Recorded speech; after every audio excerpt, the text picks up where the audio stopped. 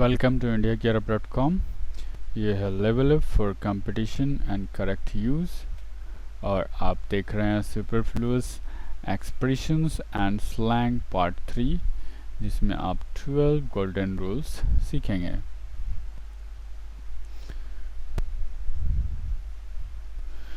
तो देखिए rule number 25 है, टू ट्विंस में 2 divided into 4 quarters में क्वार्टर्स आदि का प्रयोग अनावश्यक है। मीन्स 2 ट्विंस में 2 इस एक्सप्रेशन में 2 सुपरफ्लुअस है, अनावश्यक है। और डिवाइड इनटू 4 क्वार्टर्स में क्वार्टर्स यहाँ पे सुपरफ्लुअस है। डिवाइड इनटू 4, ठीक है, 4 जब आ गया तो क्वार्टर बोलने का जरूरत नहीं है, ठीक है, ध्यान रखिएगा। रूल नंबर 26, रीज़न बिकॉज का प्रयोग एक साथ नहीं होता है। रीज़न वाई का प्रयोग होता है या रीज़न डेट का, ठीक है, ध्यान रखिएगा। रीज़न बिकॉज का प्रयोग एक साथ नहीं होता है, ठीक है, ये कभी भी एक साथ नहीं आएगा। आपको रीज़न वाई ये होता है और रीज़न डेट भी होता है, ये ध्यान रखिएगा। जैसे देखिए, this is the reason why he does not come, ठीक है, तो ये सही है। Rule number 27, until unless, forbid, prohibit, prevent, dissuade, न करने के लिए समझाना, इसका मीनिंग होता है इसका dissuade, deny, refuse, list। में नॉट का अर्थ निहित है, मीन्स ये सब इसमें नॉट का ही मीनिंग इसके अंदर खुद होता है। अनटिल मीन्स अनलेस में भी और फॉरबिड में, ये सब में क्या है, नॉट इसका मीनिंग सेंस ही होता है, ना इसमें रहता है, नॉट रहता है, ठीक है। इसके बाद नॉट का प्रयोग नहीं होता, ये ध्यान रखिएगा। नॉट इस सब के बाद आएगा तो वो एरर होगा, अनटिल नॉट, अनलेस नॉट, ऐसा कुछ भी, तो ये सब के बाद नॉट का यूज़ नहीं होता, क्योंकि डिनाई मीन्स क्या होता है, नहीं क्या बोलते हैं उसको मानना नहीं, डिनाई करना, तो नहीं उसमें है, ठीक है, ध्यान रखिएगा। जैसे ही forbid me not to go out, forbid है, फॉरबिड का ये सब फॉरबिड हो गया, ठीक है। बॉब है तो बॉब का ये शायद बॉब 2 है, हाँ बॉब 2 है, तो बॉब 2 फॉरबिड का है ना, तो फॉरबिड के बाद नॉट नहीं आना चाहिए। रूल नंबर 28, कोवर्ड मैन में मैन का प्रयोग गलत है, क्योंकि कोवर्ड खुद एक नाउन है और उसका अर्थ ही है कायर आदमी। कावर्ड या कोवर्ड भी बोल सकते हैं। अ कावर्डली मैन, क्योंकि कावर्डली एक एडजेक्टिव है, तो ये आपका हो सकता है, क्योंकि ये नाउन हुआ तो ly लग गया तो ये एडजेक्टिव बन गया, तो नाउन को क्वालिफाई करने आता है एडजेक्टिव, ठीक है, तो ये आपका सही हो गया। बट कोवर्ड एक नाउन हो जाएगा, तो नाउन को नाउन क्वालिफाई करने नहीं आता है, ठीक है। अतः अक्वार्ड इक्वल टू अक्वार्डली मैन, ठीक है, ये एक क्वार्ड का मतलब होता है क्या, कि एक आदमी है जो कि कायर है, awkwardly man. Rule 29, flee, run away, भाग जाना, अतः फ्ली अवे कहना गलत है। फ्ली का मतलब ही होता है भाग जाना, तो अवे लगाने से फ़ायदा रूल नंबर 30, रिलेटिव प्रोनाउन होगा यहाँ पे। रिलेटिव प्रोनाउंस है ये, यहाँ पे एरर था तो सुधार दिया मैंने। हु, विच, दैट के पहले एंड का प्रयोग अनावश्यक है। मीन्स ये सब के पहले अगर एंड आता है तो वो गलत होता है। He is Ram and who is my friend, who है, इसके पहले एंड आया तो ये एक गलत है। इस वाक्य में हु के पहले एंड का प्रयोग अनावश्यक है। Rule number 31, relative pronouns who, which, that के बाद इनके लिए प्रयुक्त एंटीसीडेंट्स के लिए किसी personal pronouns he, she, it, them का प्रयोग अनावश्यक माना जाता है। अब एंटीसीडेंट्स नहीं जानते आप तो आप पूरा वीडियो देखिएगा, किसमें है, शायद प्रोनाउन में आ जाएगा ये एंटीसीडेंट्स। तो आपको ये ध्यान रखना है कि एंटीसीडेंट्स के personal pronoun he, she, it, them का प्रयोग अनावश्यक होता है। एग्जाम्पल देखिए, क्लियर हो जाएगा। This is the book which I bought it for you. अब देखिए बुक के लिए इट आ गया, ठीक, तो यहाँ पे ये एरर है।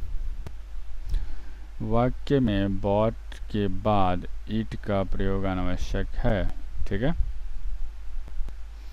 रूल नंबर 32, रिलेटिव प्रोनाउंस के पहले तथा वाक्य के अंत में अर्थात दोनों जगहों पर एक साथ प्रीपोजिशन का प्रयोग नहीं होना चाहिए। रिलेटिव प्रोनाउन जो रहेगा पहले तथा बाद में, शुरुआत या अंत में अर्थात दोनों जगहों पर एक साथ प्रीपोजिशन का यूज नहीं होता है, ये ध्यान रखिएगा। जैसे देखिए, this is the man to whom I was talking to, ठीक है। तो यहाँ पे देखिए इस वाक्य के अंत में टू का प्रयोग गलत है। यहाँ पे टू पहले होगा, इसे मैं यहाँ टू होगा, ठीक है। तो लास्ट में या शुरुआत में आपका प्रीपोजिशन का यूज नहीं होगा, ये ध्यान रखिएगा।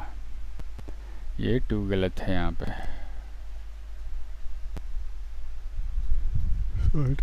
यहाँ पे गलत है, यहाँ पे तो समझाएं। Rule number 33, suddenly come across में सडनली का प्रयोग अनावश्यक है, क्योंकि come across meet suddenly, come across का मतलब होता है मीट सडनली, और कम अक्रॉस के बाद विद का प्रयोग गलत होता है, ये भी ध्यान रखिएगा। कम अक्रॉस के बाद में विद नहीं आता है। Rule number 34, with bag and baggage में विद का प्रयोग अनावश्यक है। बैग एंड बैगेज के साथ विद का प्रयोग अनावश्यक है, क्योंकि bag and baggage equal to, इसका मतलब क्या हो जाएगा, विद ऑल बिलोंगिंग्स, सभी चीज़ों के साथ, बोरिया बिस्तर के साथ, यही मीनिंग होता है ना बैग एंड बैगेज का, ठीक है। अर्थात बैग एंड बैगेज में विद का अर्थ निहित है, मीन्स इसमें विद है, विद्यमान, खुद पहले से ही है, विद का सेंस है यहाँ पे पहले से, ठीक है। निहित मीन्स ऑलरेडी है विद इस बैग एंड बैगेज के साथ, ठीक है। 35, माई फैमिली मेम्बर के बाद member of my family, all my family members के बदले all the member of my family का प्रयोग होगा, क्योंकि फैमिली मेम्बर स्लैंग है। फैमिली मेम्बर क्या है, एक स्लैंग है, तो ये ध्यान रखिएगा। माई फैमिली मेम्बर के बदले क्या होता है, members of my family. My family member को क्या कहे, ये एक स्लैंग है, ठीक है, ये एक गलत है। माई फैमिली मेम्बर बोला है, बहुत कोई बोलता है, हम लोग भी बोलते होंगे, आप भी बोलते होंगे, लेकिन ये गलत है। बोलना चाहिए members of my family, family में माई फैमिली मेम्बर नहीं, मेंबर्स ऑफ माई फैमिली, ठीक है। All my family members, all my family members के ये गलत है, होगा क्या, all the members of my family. ठीक है, ये ध्यान रखिएगा, क्योंकि फैमिली मेम्बर एक स्लैंग है। ये आपका सही है, इधर में आपका ये सही है। 36 वेट सर, यहाँ तो रेड है, रेड में अच्छा नहीं लग रहा है, थोड़ा कलर चेंज कर लिया। An English teacher, a teacher who is an English man, इसका मीनिंग ये होता है, ये देखिए, ये बहुत इंपॉर्टेंट चीज़ है। एन इंग्लिश टीचर बोलिएगा तो उसका मीनिंग होता है a teacher who is an English man. ठीक है, किंतु टीचर ऑफ इंग्लिश का मीनिंग क्या होता है, टीचर हु टीचेज इंग्लिश। तो ये ध्यान रखिएगा। अब लिखो I need an English teacher for this institute, तो आपको चाहिए एक अंग्रेज आदमी। ठीक है, एक टीचर है लेकिन वो इंग्लिश रहना चाहिए, मीन्स इंग्लैंडियन रहना चाहिए, ब्रिटिशर। आपको बोलना होगा, अगर इंडियन भी चलेगा इंग्लिश टीचर, तो आपको बोलना होगा I need a teacher of English. ठीक है, उसका मीनिंग होता है टीचर हु टीचेज इंग्लिश। यहाँ पे कोई ज़रूरत नहीं है कि वो अंग्रेज़ है या इंडियन है। अतः इस अर्थ को ध्यान में रखकर इनका प्रयोग करना पड़ेगा। ठीक है, जैसे देखिए, my brother is an English teacher, my brother is an English teacher. इस वाक्य में इंग्लिश टीचर के बदले अ टीचर ऑफ इंग्लिश का प्रयोग करना पड़ेगा। ऐसा बहुत कोई बोलता है my brother is an English teacher, ये गलत है। इंग्लिश टीचर मीन्स क्या, वो इंग्लिश मैन है, नहीं। अ टीचर ऑफ इंग्लिश जो मीन्स इंग्लिश पढ़ाता है। Thanks for watching. हमारे टेलीग्राम चैनल को ज्वाइन कीजिए, जिस पे आपको डाउट क्लियर हो जाएगा। आपका PDF 1 नोट्स बनाने के लिए मिलेगा, MCQ हम लोग देते रहते हैं, extra rules and many more. तो लेटेस्ट अपडेट के लिए आपको हमारे Instagram channel, Instagram ID Ravi SPIGU को फॉलो कीजिए।